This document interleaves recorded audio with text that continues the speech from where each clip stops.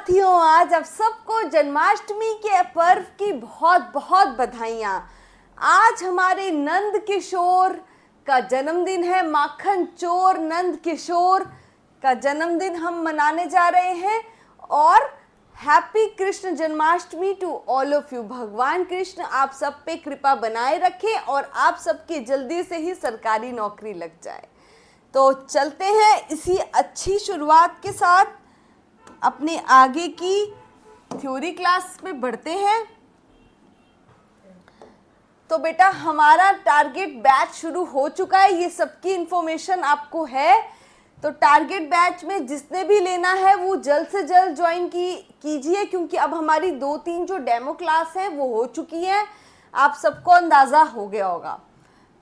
Anglo Saxon में तक हमने पिछली क्लास में कवर किया है, थ्योरी क्लास में हमारी, और हम आपको देने जा रहे हैं टेस्ट सीरीज के अंदर बेटा। इसमें test series, theory class, class notes and chapter wise test, ये सब इस बैच में इंक्लूडेड होगा। टेस्ट सीरीज भी आप अटेम्प्ट करेंगे, थ्योरी क्लास भी रहेगी, नोट्स भी आपको मिलेंगे एंड चैप्टर वाइज टेस्ट भी होगा। जल्दी से ये बैच में आप ज्वाइन कर सकते हैं, क्योंकि अभी स्टार्टिंग है इस बैच की, ये टारगेट बैच है हमारा। चलते हैं आज की अपनी थ्योरी क्लास की तरफ।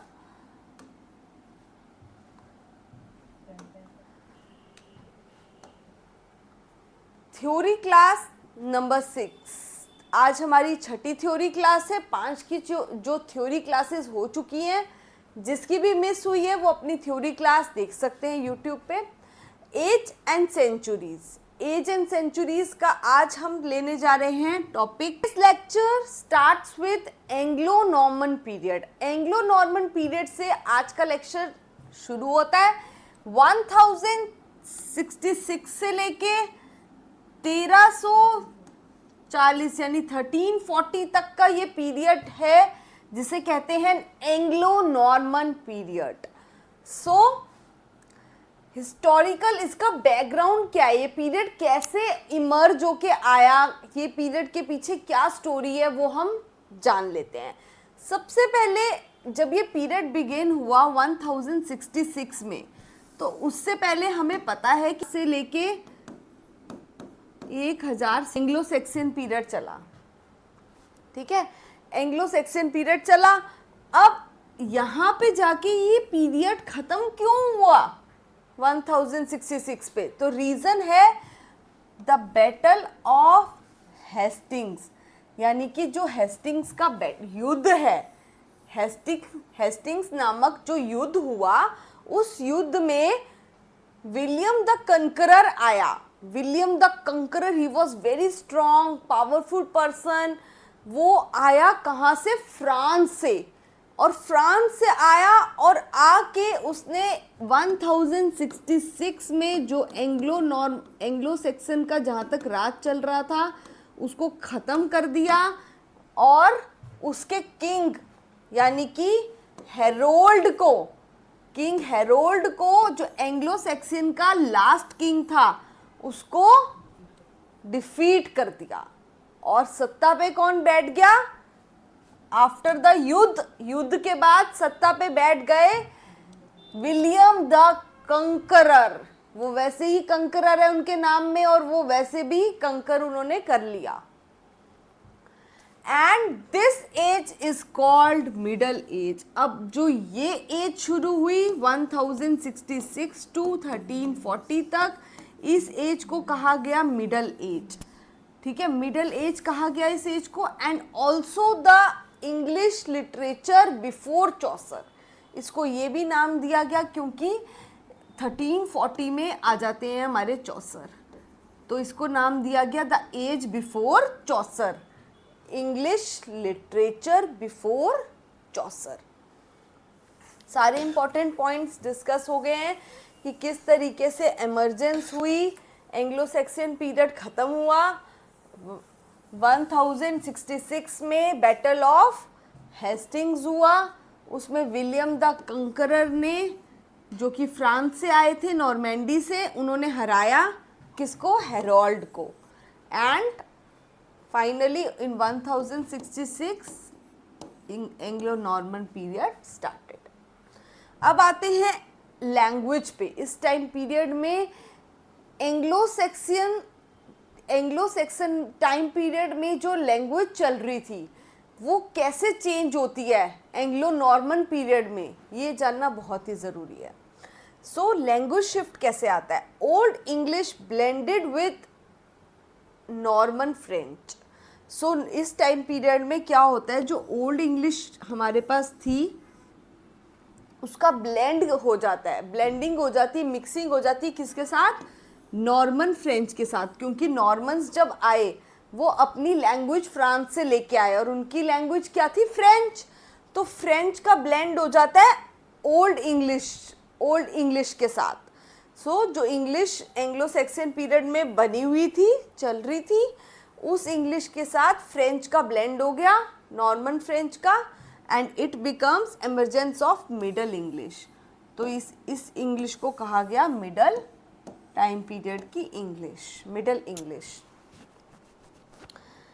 Now at this time period trilingual culture was in tradition. Trilingual culture means कि 3 तरीके के कल्चर फॉलो किए जा रहे थे उस समय पे, तो ट्राइलिंगुअल कहते हैं उसको। ट्राइलिंगुअल कल्चर का सिस्टम था इस समय एंग्लो नॉर्मन के टाइम पीरियड पे। कैसे? क्योंकि जो लैटिन भाषा है वो चर्च में यूज़ हो रही थी, स्कूल्स में यूज़ हो रही थी काफ़ी ज़्यादा, Latin language, because Latin was a very cultured language.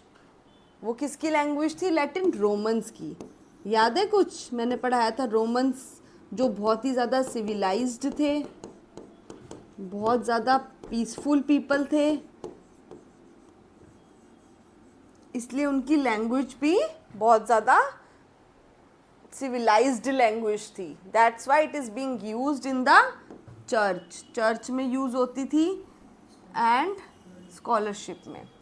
Then after that French जो थी, it is the language of Normans. ये नॉर्मन्स की लैंग्वेज थी फ्रेंच, और ये जो लैंग्वेज थी it is very typically legal term से रिलेटेड लैंग्वेज थी। इसमें बहुत ज़्यादा लीगल टर्म्स यूज थी, that's why it is being used in the courts. ये फ्रेंच लैंग्वेज यूज़ होने लगी वहाँ के कोर्ट्स में और नोबेलिटी में। देन इंग्लिश जो ये सब मिक्सचर करके बनी, जर्मन लैंग्वेज का, लैटिन का, फ्रेंच का, so it is being used by the common folks. जो कॉमन लोग थे वो अपनी तरीके से इसको, इंग्लिश को जैसे भी यूज़ कर रहे थे, ब्लेंड करके यूज़ कर रहे थे। सो it is the language became the language of common people. Now feudal system was introduced by the Normans. Strong central monarchy means कि मोनार्की क्या होता है? राजा का राज। सो इस समय स्ट्रॉन्ग सेंट्रल मोनार्की चल रही थी, यानी कि control of the king. Totally जो है किंग का राज चल रहा था, लोगों की कॉमन गवर्नमेंट नहीं थी। सो it is the rule of monarchy चल रहा था। सो when we talk about the literature of Anglo Norman period, तो लिटरेचर कैसी थी उस समय एंग्लो नॉर्मन पीरियड में? बेटा लिटरेचर में जर्नल कैरेक्टरिस्टिक्स की बात करें तो ओरल ट्रेडिशन से रिटन मैन्यूस्क्रिप्ट्स पे आ गए थे, यानी कि लिटरेचर में पहले ओरेचर थी, ओरल लिटरेचर थी, बट फिर कोई रिकॉर्ड्स नहीं हो पा रहे थे, कहीं भी प्रिजर्वेशन नहीं हो पा रही थी, यानी रख रखाव नहीं हो पा रहा था किसी भी तरीके से। हमारी जो लिटरेचर है उसका रख रखाव नहीं हो पा रहा था, क्योंकि ओरल फॉर्म में अगर है तो it is very difficult to preserve anything. So preservation के लिए it shifted to written manuscripts. Now it is being written in scripts form. अब ये स्क्रिप्ट्स फॉर्म में लिखी जाने लगी। प्रोज मोस्टली इन लैटिन, जो एसेज थे वो लैटिन भाषा में लिखे जाने लगे, क्योंकि लैटिन बहुत ही स्कॉलर्स की भाषा थी, मैंने अभी आपको बताया था चर्च में और स्कॉलर्स में यूज होती थी लैटिन भाषा, तो प्रोज और एसेज लिखे जाने लगे लैटिन भाषा में, पोएट्री लिखी जाने लगी फ्रेंच में एंड और in English. Heavy language, heavy French vocabulary was infused. Heavy जो फ्रेंच वोकेबलरी थी वो इन्फ्यूज्ड थी उस समय पे बहुत ज़्यादा, यानी कि वर्क पे फ्रेंच का, लैंग्वेज का बहुत ज़्यादा प्रभाव दिख रहा था. कैसे? क्योंकि जो नॉर्मन्स थे जिनका यहाँ राज चल रहा था वो फ्रांस से आए थे, और फ्रांस की लैंग्वेज कौन सी होती है बेटा? फ्रेंच. सो वोकेबलरी पे और इंग्लिश पे इन्फ्लुएंस किसका दिखेगा? फ्रेंच वर्ड्स का. So French was the language. Is this. Now themes, we talk about the themes. अब ये जो पोएट्री लिखी जा रही थी उनका थीम्स क्या था एसेस का, पोएट्री का? It was bravery. शिवेलरी means bravery. Romance, romance यानी रोमांचक चीजें, एडवेंचरस चीजें लिखी जा रही थी. सो एडवेंचरस चीजें लिखी जा रही थी. एंड रिलीजन, धर्म से रिलेटेड, नैतिकता से related. Now when we talk about the genres, कि क्या यॉनरास कौन से थे इन सब चीज़ों के? सो यॉनरास थे क्रॉनिकल्स यानी हिस्ट्री से रिलेटेड, रोमांसिस से रिलेटेड, रिलीजियस से रिलेटेड. रिलीजियस में क्या था? Hagiographies. Hagio means related to saint. So themes, उस समय थीम्स क्या थे? थीम्स पे मतलब किन चीज़ों पे राइटिंग्स में फोकस हो रहा था? यानी कि उस समय जब जब रिसेंटली युद्ध भी हुआ था किसका? हेस्टिंग्स का, और विलियम कनकरर ने हराया था, तो एक ब्रेवरी का माहौल था. सो शिवेलरी यानी कि बहादुरी पे लिखा जा रहा था, एडवेंचरस चीज़ों पे लिखा जा रहा था. रिलीजन, धर्म और नैतिकता पे भी लिखा जा रहा था. अगर उस समय यॉनरास यानी कि उस समय की टेक्निक्स, थीम्स देखें, मेन उस समय क्या टेक्निक्स चल रही थी, कौन से यॉनरास थे, तो हिस्ट्रीज, क्रॉनिकल्स यानी हिस्ट्री, हिस्टोरिकल चीज़ों पे भी फोकस हो रहा था. रोमांसिस रिलेटेड यॉनरा थे, रिलीजियस रिलेटेड यॉनरा थे, और रिलीजियस में हेजियोग्राफीज मेन फोकस थी. हेजियोग्राफीज यानी उस समय बहुत ज़्यादा सेंट, हेजियो मीन्स होता है, hagio is the root word for saint. So उस समय हेजियो यानी सेंट की लाइफ से रिलेटेड जो राइटिंग्स थी वो बहुत ज़्यादा फेमस हो रही थी. रिलीजन तो था, रिलीजन में क्या ज़्यादा पॉपुलर हो रहा था? रिलीजन के अंदर सेंट्स की लाइफ ज़्यादा फोकस्ड में थी. सो सेंट्स लाइफ. डाइडेक्टिक राइटिंग्स यानी कि मॉरल राइटिंग्स, जो पहले मैंने डिस्कस किया था, मोरालिटी से रिलेटेड, ये सब चीज़ें यॉनरा में कवर्ड थी. अब चलते हैं स्टाइल की तरफ. सो शिफ्ट फ्रॉम एलिट्रेटिव वर्स, उस समय क्या आया? एक बहुत बड़ा शिफ्ट आया एलिट्रेटिव वर्स पे. पहले क्या था? जैसे काइट, किंग,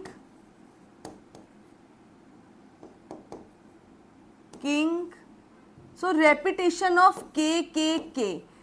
एलिट्रेटिव वर्स यानी कि बार बार उसी का ख ख ख क क लेटर्स का रेपिटेशन होना बार बार, वो बहुत ज़्यादा इस टाइम पीरियड से पहले चल रहा था. So alliterative verse was very famous in the Anglo Saxon period. But अचानक इसमें शिफ्ट आता है, एलिट्रेटिव वर्स कम होता जाता है एंड क्या चलने लगता है? राइमिंग स्कीम हाईलाइट होती है. अब धीरे धीरे क्या चेंज आ रहा है? इंग्लिश में राइम स्कीम आ रही है. राइमिंग स्कीम जैसे कि कैट, मैट, दोनों में राइम सेम है ना, 80 लास्ट में तो राइम कर रहा है, hot and pot. So rhyming scheme पे फोकस होने लगा था, राइम हो रहा था उस समय. एंड स्लेबिक मीटर्स, स्लेबल भी आ गए थे, इंट्रोड्यूस हो गए थे इस टाइम पीरियड में. Now we talk about the key figures and their works. Key figures और वर्क्स कौन कौन से मेन थे? की फिगर्स कौन से थे? जेफरी ऑफ मॉनमाउथ, एक व्यक्ति था बहुत फेमस, जेफरी ऑफ मॉनमाउथ, और हिस्टोरिया रीगम ब्रिटानिया, इनका वर्क क्या था? Historia Regum Britannia. So regum, reg is the root word for king, ये रूट वर्ड होता है किंग के लिए, reg. And history of king of Britain, तो क्या बना? History of king of Britain, वही आगे लिखा है एक्सप्लेनेशन में, history of the kings of the Britain, introducing legendary British king Arthur. और इंट्रोड्यूस किसको करा गया था इस वर्क में? By Geoffrey of Monmouth, introducing the legendary king. कौन से किंग को इंट्रोड्यूस किया गया? ब्रिटिश किंग अर्थर को। British king Arthur is being introduced in this work. Then second important figure was Geoffrey of Monmouth के बाद वेस एंड लेमैन, ये तीनों तो सुपर इंपॉर्टेंट है, ज़्यादातर इन तीनों वर्क के बारे में ही, इन तीनों की फिगर्स, इंपॉर्टेंट एमिनेंट पर्सनैलिटीज़ के बारे में ही पूछा जाता है। बाकी लास्ट भी मैं आपको बताऊंगी, but these three are very important. Wace क्या था? रोमन डी ब्रूट, वेस का। And this work was adaption of Geoffrey's work, ये जेफरीज के वर्क का एडेप्टेशन था। French verse chronicle, Anglo Norman chronicle, so it was an Anglo Norman chronicle work and also French verse of chronicle, यानी French की जो history थी उसमें से ये वर्क लिया गया। It was the adaptation of Geoffrey's work. Then comes Layamon, Layamon का वर्क था Brut. Brut was early Middle English verse chronicle, adaptation of Wace work. अब इन्होंने अडेप्ट किया जेफरी का वर्क, जेफरी ऑफ मॉनमाउथ का, और जो ये लेमैन थे इन्होंने कहीं ना कहीं एडेप्टेशन ली, किससे? थ्रू द वेस से एडेप्टेशन ली लेमैन ने। Early Middle English verse chronicle, adaptation of Wace work, Wace के वर्क से एडेप्टेशन ली इन्होंने। Then last is Orm, Ormulum, religious verse in Middle English. So ये एक रिलीजियस वर्क था Ormulum, which was the verse यानी poetry in Middle English period.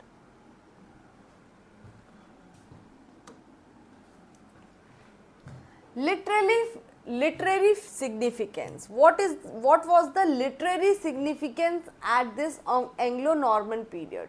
Anglo-Norman period की क्या literary significance रही है, ये जानना बहुत ही ज़रूरी है।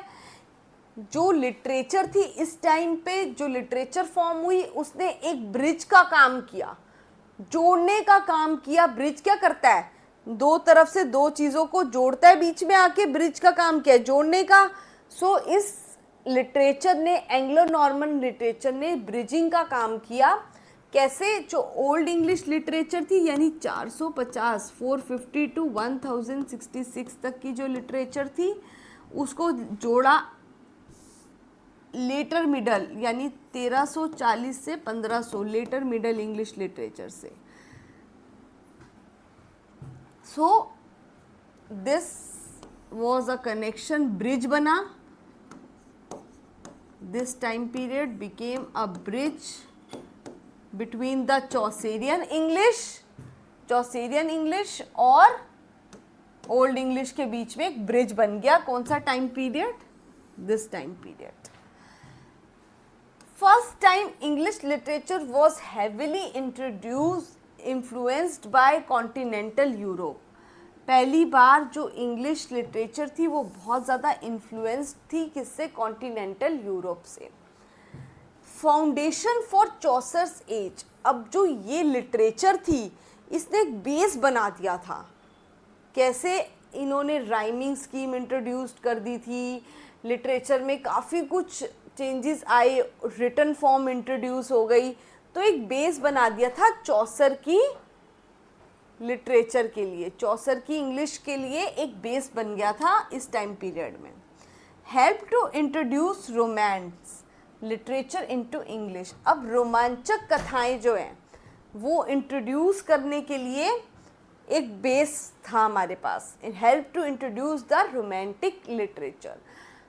जो हमने पढ़ा कि उस समय में थीम था कि रोमांचक एडवेंचरस कहानियाँ आ रही थी, तो उसने एक बेस बना दिया था ऑलरेडी पहले से ही, किसके लिए, आगे वाली आने वाली इंग्लिश के लिए एक बेस बना दिया।